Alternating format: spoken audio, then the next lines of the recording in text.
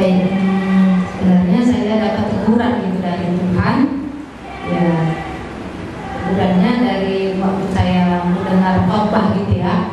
Jadi kan beberapa waktu gitu ya, beberapa tahun ini saya mulai membuat konten itu tentang khotbah-khotbah hamba-hamba Tuhan dari luar negeri seperti itu ya. Jadi diterjemahkan ke bahasa Indonesia karena saya ingin tahu gitu ini apa artinya, karena pendeta ini pendeta yang terkenal gitu ya, dan mereka juga sudah banyak buah penginjilannya seperti itu. Jadi saya cukup diberkati gitu. Jadi saya rindu juga supaya orang bisa mendengar dan bisa diberkati juga seperti itu, khususnya orang-orang Indonesia. Jadi saya diberkati pada waktu itu dari khotbahnya Pak Billy Graham dari Matius 6 ayat 33. Di situ saya bacakan ya. Tetapi carilah dahulu kerajaan Allah dan kebenarannya, maka semuanya itu akan ditambahkan kepadamu. Iya. Jadi Bapak itu bilang, utamakanlah Tuhan, maka sisanya Tuhan yang akan mengurus. Seperti itu. Tok itu dalam hati.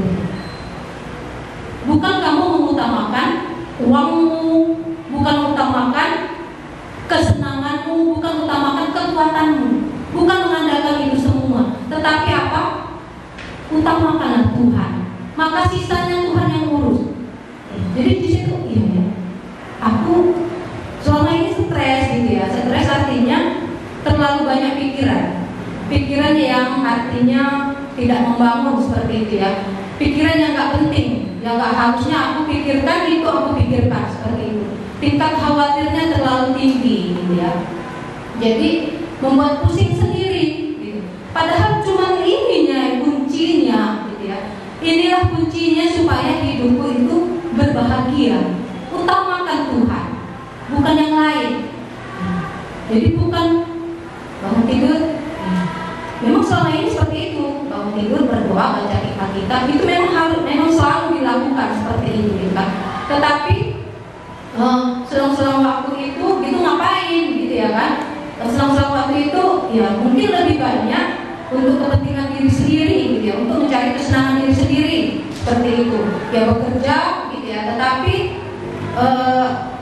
bukan Tuhan yang utamakan seperti itu. Saya ingat juga gitu kan, bagaimana pendeta lain gitu ya, yang Injil juga, pendeta Paul Wasser itu dia bilang seperti ini.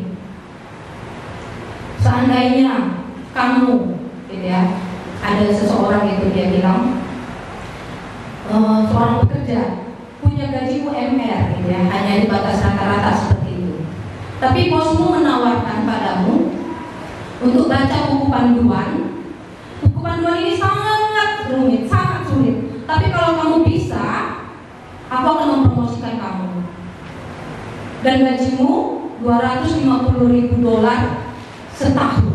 Saya hitung kalau dengan 15.000 $1 itu berkisar 4 miliar hampir ya.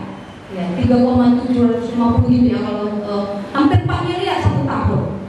Bapak itu bilang, saya yakin, saya mau bertaruh kamu pasti setiap saat akan baca buku panduan itu supaya bisa dipromosikan, supaya bisa mendapatkan gaji sebesar itu. Untuk mendapatkan gaji sebesar itu, saya yakin pasti kamu akan baca setiap saat. Ya, saya juga seperti itu. Saya pikir kalau aku dipromosikan seperti itu gitu ya, yang mungkin nggak pernah nengok uang sebanyak itu, ya pasti saya akan baca gitu. Mungkin anak saya tunggu dulu ya, gitu ya. Mungkin dia minta sesuatu, tunggu dulu gitu ya. Pasti saya akan coba baca dulu gitu ya. Baca ya mungkin setiap saat, mungkin ya kalau sudah capek, tapi baca lagi seperti itu untuk supaya bisa dipromosikan seperti itu. Tapi ada buku yang lebih penting. Dia bilang Alkitab ini, dia bilang ini buku tentang Tuhan. Ini jauh nilainya lebih tinggi daripada gajimu itu, gaji yang akan kamu cari itu. Ini tentang nilai-nilai hidup. Bagaimana kamu hidup bisa berbahagia, panduan untuk hidupmu supaya hidupmu itu bisa bersukacita oleh karena pertolongan Tuhan, mendapatkan hidup yang kekal bersama-sama dengan